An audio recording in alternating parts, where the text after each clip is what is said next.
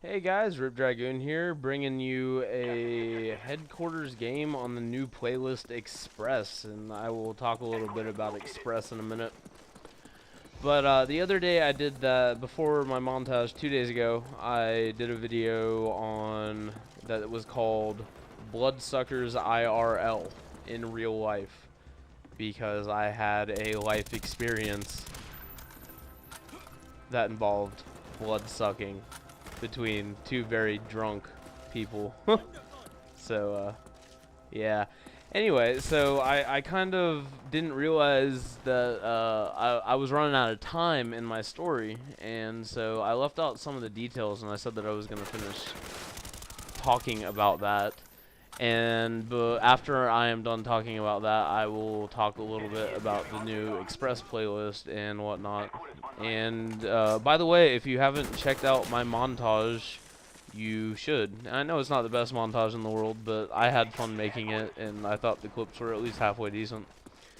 But so a little bit of this story goes. I was kind of living a drifting lifestyle that involved, you know, drugs and running around and living for free. And, you know, despite what they say, it really didn't involve that many women, but I think that was just me. I'm not really a womanizer, as it is, I guess. I mean, see, the thing is, I'm confident once in the sack, but I'm not confident getting the chick into the sack, if you know what I mean. But it's totally not the point of this story. I probably just embarrassed the fuck out of myself to anybody who watches this.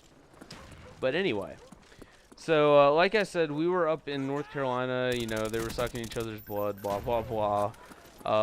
And then the other story that I was going to tell is actually a Zack and Miri type story, if you know what movie that is. So you can only guess, I guess.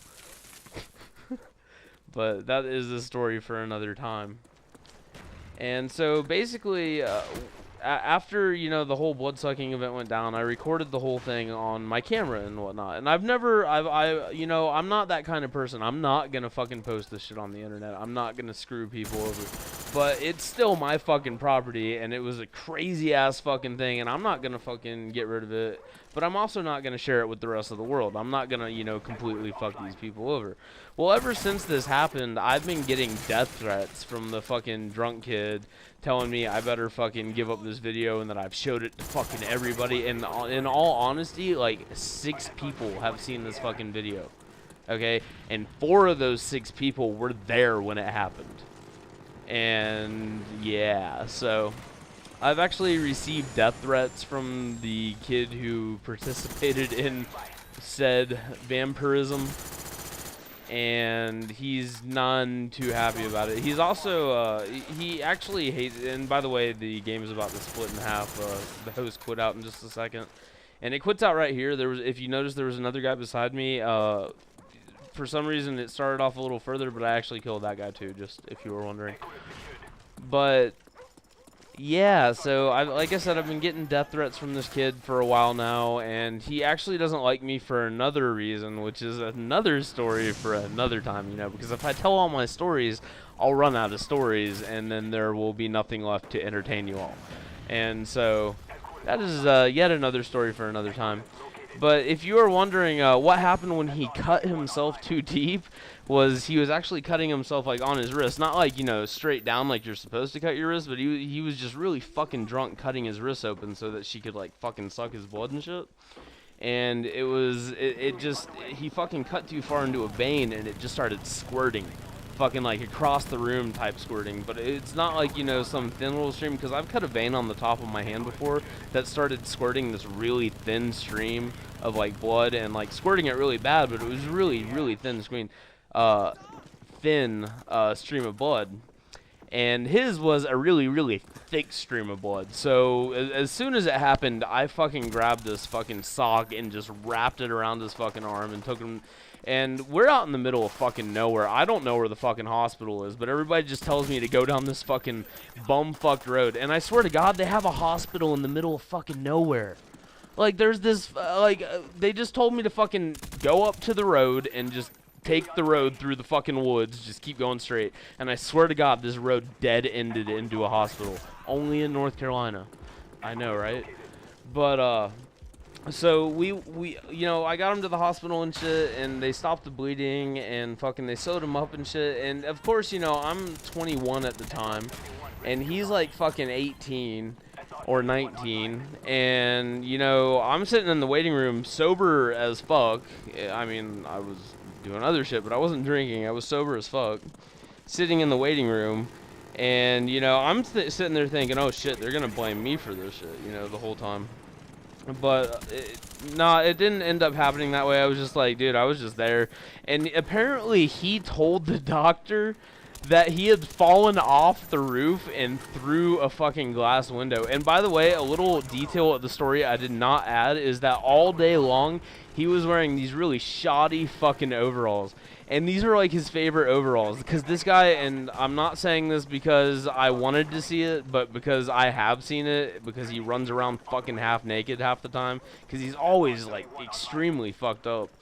And so he has a dick, like, no joke, the size of a fucking horse. So yeah, but his overalls have this giant fucking hole in the fucking shorts. So I actually took him to the hospital with his dick hanging out. And he also uses, yeah, he wears those, and for some reason it's like his favorite piece of, I guess he just likes showing off his dick. I mean, fuck. I mean, more power to you, I guess. But yeah.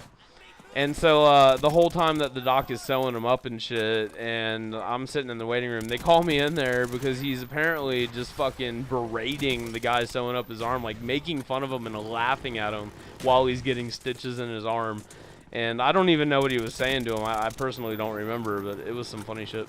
So before the video ends, a little bit about the Express playlist. What I have noticed about it, because there is no ghost or second chance, is that there are constant spy planes. There are always at least like 2 to 3 people on your team running spy planes. So there's always a spy plane in the air.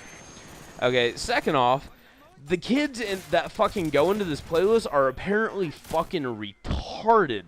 Because half the kids that you play against or are on your team, I mean, unless they aren't randoms, half the kids that you fucking play against in the Express playlist go in there with their ghost perks and second perk chance on.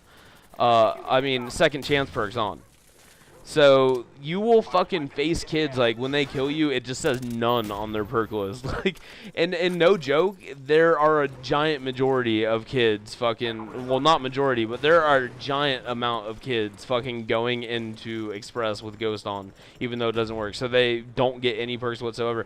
And I guess they just don't know what the fuck they were playing, or they don't realize it. I bet they're wondering, why the fuck am I dying all the time? They can't see me on their spy planes. And we're just like, yeah. But anyway, and one more thing, Woody was wrong. Not everybody uses Strollas. But anyway, Rip Dragoon out.